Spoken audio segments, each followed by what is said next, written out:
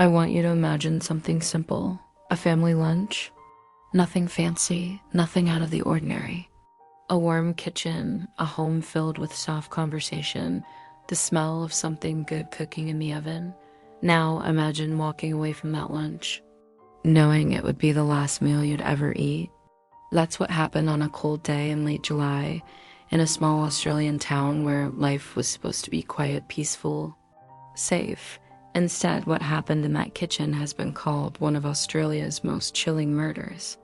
The case, they call it the Mushroom Murders. Leongatha, Victoria. A name you probably wouldn't even know unless you live nearby. It's one of those towns people describe as nice. The kind of place where neighbors nod at each other, where children ride bikes down calm streets, and where church bells still ring on Sundays. And living there was Erin Patterson, a woman whose life wasn't exactly perfect. Her marriage to Simon Patterson had ended, leaving things tense, especially with her in-laws, but Erin wanted peace, at least that's what she said. So she invited them over for lunch. Dawn and Gail Patterson, her former parents-in-law, loved by their church and their friends. Heather and Ian Wilkinson Heather, Simon's aunt, and Ian, a pastor respected by nearly everyone he met. This was supposed to be a kind gesture, a meal to mend old wounds. But what she served would do the opposite. The centerpiece of that day's lunch was a beef Wellington Golden, crisp pastry wrapped around soft beef fillet, laced with a rich mushroom filling.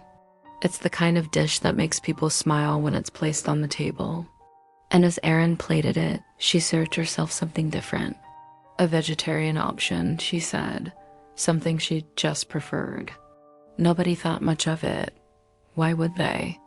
These were family members, people who trusted each other. But trust, I've learned, can be the deadliest illusion. Hours later, everything changed. Nausea, vomiting, agony so severe they couldn't stand. 4 people rushed to the hospital bodies, rejecting something toxic, something that was eating them alive from the inside out. Doctors looked at the symptoms and knew almost immediately what it was. Mushroom poisoning. Not the mild kind you recover from after a rough night. No, this was different. The pattern was unmistakable. The same toxin, over and over, taking lives across the world every year. It was Amanita phalloids, the death cap. The death cap is beautiful in its own way. A pale, greenish cap, smooth and inviting, but every part of it is laced with poison. Just one bite can destroy a human liver beyond repair. There's no antidote, no quick cure. It kills slowly, methodically, as if nature itself designed it to be cruel. And that's what made people ask, where did Erin get them? She said she bought the mushrooms from a grocery store, maybe an Asian market. But those stores didn't even carry death caps. No, these came from somewhere else. Somewhere dangerous. Or someone dangerous. By the next day, the news was grim. Dawn Patterson, Gail Patterson, Heather Wilkinson, all 3 gone. Only Ian Wilkinson, the pastor, clung to life. He was placed in a coma, machines keeping him alive while his body tried to fight what most people can't survive. And when he woke up weeks later, the world he returned to was empty. His wife was dead. His friends were dead. All from one lunch, one meal. At first, people assumed it was an accident, a tragic, horrible mistake. But then came the questions. Why did Erin eat something different?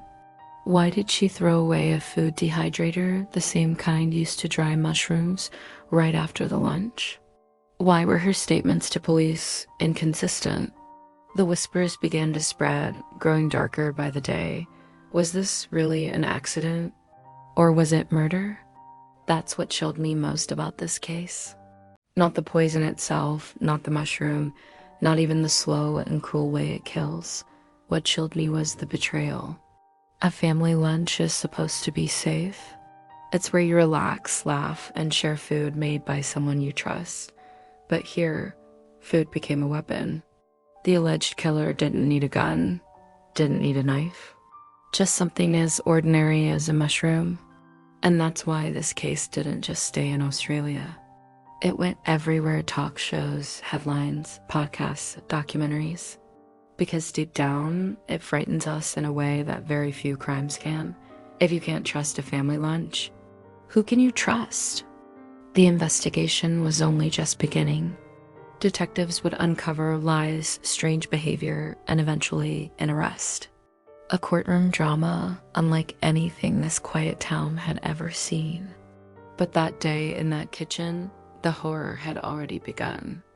A simple lunch, 3 deaths, and one survivor who would spend the rest of his life remembering the taste of that meal. I couldn't stop thinking about those mushrooms. Most people, when they picture something deadly, think of weapons, guns, knives, poison, and a glass of wine. But this was something pulled from the ground, something that looked so ordinary you could walk past it on a forest trail and never give it a second thought. The death cap. That name sounds dramatic, doesn't it? But it's accurate. One bite, just one, and your fate is sealed. The symptoms always start the same. About 6 to 12 hours after eating it, nausea, vomiting, cramps so deep it feels like your insides are twisting into knots. Then, just when you think it might be over, it tricks you. The pain fades for a few hours, your body thinks it's safe, healing, and then the real damage begins as the amatoxins attack your liver and kidneys with surgical precision. Organs shut down, your blood fills with toxins, and all you can do is wait, hoping for a transplant, praying for a miracle. Gail and Heather didn't get one. Their final hours weren't peaceful. They were spent in hospital beds, hooked up to machines, eyes clouded by confusion and pain. I can't imagine what it must have felt like knowing something as simple as lunch was now killing you from the inside. Family members gathered, watching helplessly, knowing there was nothing to be done but say goodbye. 3 lives gone in a matter of days. And Ian survived, but at a cost. The man who had walked into Erin's home as a husband and friend woke up days later to a world where everyone he loved from that table was gone. He was the lone survivor, a man who had built his life around faith and trust, now staring at the most unthinkable betrayal. Even before he could fully speak, police knew they'd have to talk to him. He might remember something, a comment, a detail, anything that could explain why 3 others were dead. In the meantime, investigators focused on Erin Patterson. She was grieving too, or at least she seemed to be. But there was something about her story that didn't add up. At first, she claimed she had eaten the same meal, but just a smaller portion. Later, she said she made herself a separate vegetarian plate. She admitted to lying about where she bought the mushrooms. And then there was the food dehydrator thrown into a dump right after the incident, later recovered by police, stained and suspicious. People started whispering. Was this a coincidence, or was this intentional? And if it was intentional, why? Erin gave an interview at one point, crying on camera, insisting she loved her family and would never hurt them. But there was something strange about the way she spoke, something that left people unsettled. It wasn't just what she said, it was what she didn't say. The pauses, the uncertainty in her details, the way she seemed to hover between heartbreak and defensiveness. Then there were her past connections. Her ex-husband Simon, who was supposed to attend the lunch that day, but didn't. A man who later revealed he had once been hospitalized himself. Months earlier, with an unexplained illness doctors couldn't fully pin down, he survived that incident and later described it as feeling like he had been poisoned. Was this all just a cruel coincidence? A string of unrelated tragedies? Or was there a pattern, one no one wanted to admit out loud? Police were careful with their words, but their actions spoke volumes. They didn't treat Erin like a victim. They treated her like a suspect. Search warrants were executed. Statements were analyzed word by word. And soon, whispers turned into open accusations, echoed in newsrooms, podcasts, and social media threads worldwide. The mushroom murders. There's a certain kind of fear that comes with cases like this. It's not like being afraid of someone breaking into your home or being stalked at night. It's quieter, more insidious. It's the fear of trust. The fear that someone you love, someone you share a table with, could be the very person who means you harm. It makes you wonder how well you really know anyone. That's what kept me awake the night I first read this story. I imagine those 4 people at that lunch table, smiling politely, unaware of what was on their plates. I imagine Erin watching as they took their first bites. Did she know then what was about to happen? Did she watch their laughter, their conversation, knowing it might be the last time she'd ever hear their voices? Or was she just as blindsided as they were, caught in a tragedy no one saw coming? The truth would take months to unravel, but already the damage was done. 3 funerals. A man waking from a coma to a world without his wife. And one woman standing at the center of it all, saying she didn't mean for any of it to happen. Yet in the corners of that quiet Australian town, and in the minds of people like me reading every word of this case, one question refused to die. Was this a meal or a murder? The investigation began to close in on Erin Patterson, and with every passing day, her behavior seemed to twist under the weight of scrutiny. At first, she stayed quiet, avoiding the cameras, letting police and the media speculate. But eventually, she broke that silence, not with clarity, not with answers, but with something that left everyone even more unsettled. She stood outside her home one afternoon, reporters crowding her driveway. Her eyes were red from crying, or at least, she wanted people to think they were. She insisted over and over, "I love them. I would never hurt them." But there was something hollow in her voice. Something about the way she looked at the ground more than the cameras, how her words seemed carefully chosen, like she was performing grief instead of feeling it. Police noticed it too. They questioned her repeatedly, asking where the mushrooms came from. Erin changed her story more than once. At one point, she claimed she bought them at a local store, but investigators confirmed those shops never sold death caps. Later, she admitted some might have been dried using a food dehydrator she'd already thrown away, a dehydrator police would later retrieve from a dump. That was enough to shift things from tragedy to suspicion. People began to whisper about her past. The divorce from Simon Patterson strained, bitter, and filled with resentment. His own hospitalization months earlier from a mysterious illness. It painted an ugly picture, one that Erin's tears and shaking voice couldn't wash away. Inside Leongatha, life felt different now. This was a small community, a place where neighbors trusted one another, where people left doors unlocked and waved to everyone they passed on the street. But after the mushroom lunch, you could feel it, the shift in the air. People no longer just nodded politely. They watched each other.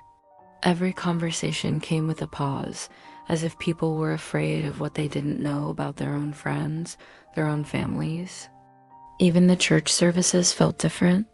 Dawn and Gail had been pillars of that community, people others looked up to, who embodied kindness. Heather and Ian had been beloved too, the kind of couple that radiated warmth. Losing them all at once, in such a strange and horrific way, left a wound that wouldn't heal. And Ian, when he finally woke from his coma, the man who had built his life on trust and faith, he had to be told gently, carefully, that everyone else from that table was dead, his wife gone, his friends gone, and the person accused of causing it all, someone who had once been family. I can't stop imagining what he must have felt in that moment. How does someone even process something like that? How do you ever eat at someone's table again, knowing the danger doesn't always come from strangers lurking in shadows, but from people who smile at you, pour your drink, and place food in front of you with hands that may mean you harm? Police, meanwhile, weren't rushing. They took their time combing through every detail: phone records, bank accounts, shopping lists, Aaron's internet searches. They interviewed friends, neighbors, even Simon himself. There was talk of motive, whispers about insurance, property, old resentments simmering beneath the surface of family gatherings. And Erin? She became something of a ghost in her own community. People crossed the street to avoid her, yet some would slow down their cars just to glimpse the woman who might have poisoned her own family. It wasn't just a news story anymore, it was a horror story that belonged to the town. Every cafe conversation, every quiet drink at the pub ended the same way. Did she do it? And if she did, why? But what chilled me wasn't just the idea of deliberate poisoning. It was how ordinary it all seemed from the outside. A lunch invitation, a golden beef Wellington, a family trying to mend fences. It's almost cinematic in how deceptively calm it starts before everything unravels into tragedy. That's the thing about real horror, it doesn't always start with a scream. Sometimes it starts with a smile and a plate of food. And in Leongatha, those smiles were long gone now, replaced by suspicion and fear that would haunt the town long after police finally made their arrest. It was November when the knock finally came. Police officers stood on Erin Patterson's doorstep, and this time, there were no polite questions, no gentle requests to come down to the station. She was arrested, handcuffed, and led into a waiting vehicle as cameras captured every second. For months, people had whispered about her guilt. Now, the whispers felt like they had been answered. Her face, pale and drawn, seemed almost frozen as reporters shouted questions she didn't answer. Did you poison them? Why did you do it? Was it for Simon? She kept her eyes forward, lips pressed tight, like someone holding back more than tears. She'd soon be formally charged with 3 counts of murder and 5 counts of attempted murder charges that stretched back months. Accusations that this wasn't some single tragic mistake, but a pattern. When news of her arrest spread, it felt like a thunderclap in Leongatha. This was supposed to be a safe place, a quiet town where horror stories only came from books or television. Now, one of their own, a mother, a home cook, was being called a killer. Social media exploded. Headlines screamed, "Mushroom murderer," turning her face into a meme, her voice into sound bites dissected by strangers on every continent. But maybe the most unsettling detail came from Erin herself. Before the arrest, she'd written a long police statement trying to explain the lunch, to plead her innocence. She admitted lying to investigators at first, saying she was scared and ashamed. She claimed she'd served herself a different plate because she didn't like mushrooms, that she never meant harm, but her words, they read strangely. One part talked about the day she was hospitalized after the meal, how she thought she might die too. Then she wrote about her failed marriage, about Simon, about how she tried so hard to make peace that day. It didn't sound like a denial. It sounded like someone caught between guilt and self-pity, between grief and something much darker. Even her tears seemed strange loud and dramatic one moment, then coldly precise when she spoke of how much this has affected me. People picked apart her every word online. Podcasters ran episodes titled Erin's Crocodile Tears. Body language experts uploaded hours of analysis, pausing her blinking, rewinding her hand movements, pointing at the way she said, "They were my family," while glancing to the ground. It was as if the entire world had become jurors, eager to convict her before a trial even began. And still, the image of that lunch haunted me. A golden beef Wellington, served warm, sitting in the center of a table that was supposed to bring family together. I imagined her watching each person take their first bite, wondering if her hands trembled as she picked up her fork, or if she felt some secret, silent thrill or terror when the plates came back nearly empty. Ian, the lone survivor, carried his own ghosts now. His voice cracked in interviews when he spoke about his wife, Heather. He said he had forgiven Aaron, that he wanted to let go of hatred. But there was something in his eyes, a deep hurt you couldn't erase. His life had split in two that day, before the lunch and after the lunch. And there was no going back. The arrest didn't bring closure. It brought more questions. Why would anyone do this? Was it about Simon? Was it about revenge? Or was it something darker, something we'll never fully understand about what lives inside another person's heart? Real horror isn't always about monsters in the dark. Sometimes it's about the ones who smile at you across a dinner table. And now, in this quiet little town, the world was staring because the monster, if she was one, looked so painfully, disturbingly ordinary. Even after Aaron's arrest, the story didn't fade.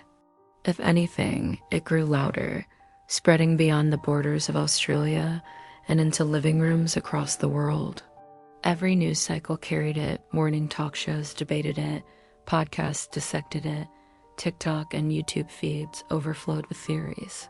People who had never heard of Leongatha now knew it as that town, the one with the mushroom murders. There's something about true crime that draws us in. We tell ourselves it's curiosity or the search for justice, but deep down, it's fear and fascination. People stared at Aaron's face on their screens, wondering how someone who looked so ordinary could be capable of something so monstrous. She wasn't a shadowy figure lurking in a dark alley. She was a woman who served lunch in a sunlit kitchen, the kind of person you might pass at the grocery store and never think twice about. The obsession became suffocating for the people who actually lived there. Neighbors whispered even more now, half out of fear, half out of disbelief. Was she always like this? Did anyone notice something?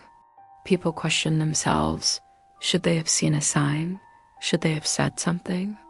It became easier to gossip than to grieve, easier to point fingers than to sit in silence and feel the weight of what was lost. For Ian, the survivor, life became something almost unbearable. He had lived, but at a cost so brutal it was hard to put into words. Every day he woke up, he had to face it again.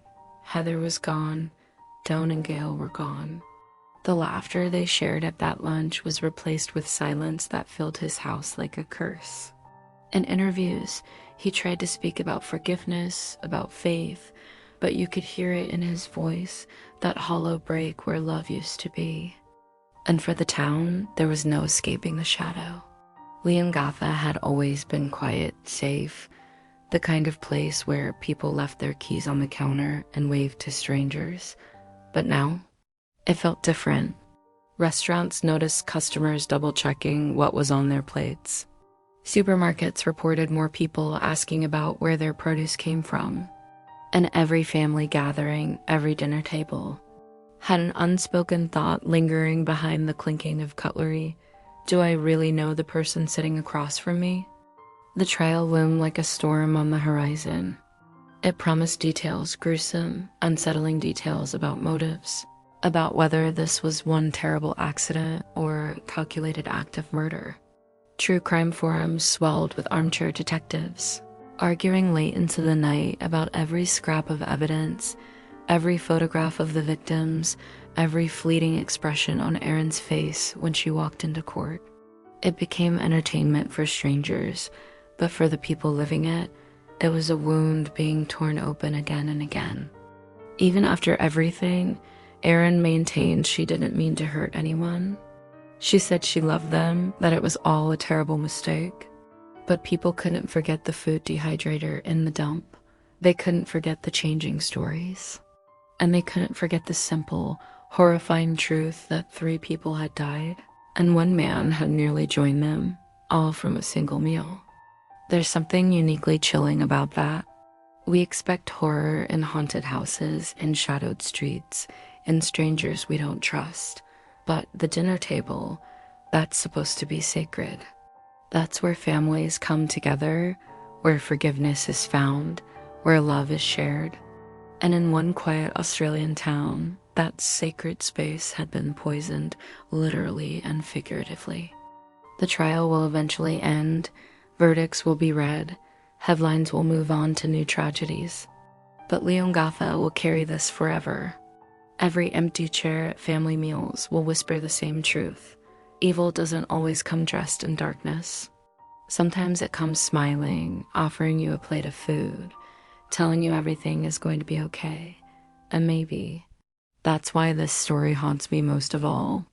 Because next time you sit at a table, look across at the people you trust most and ask yourself, how well do you really know them?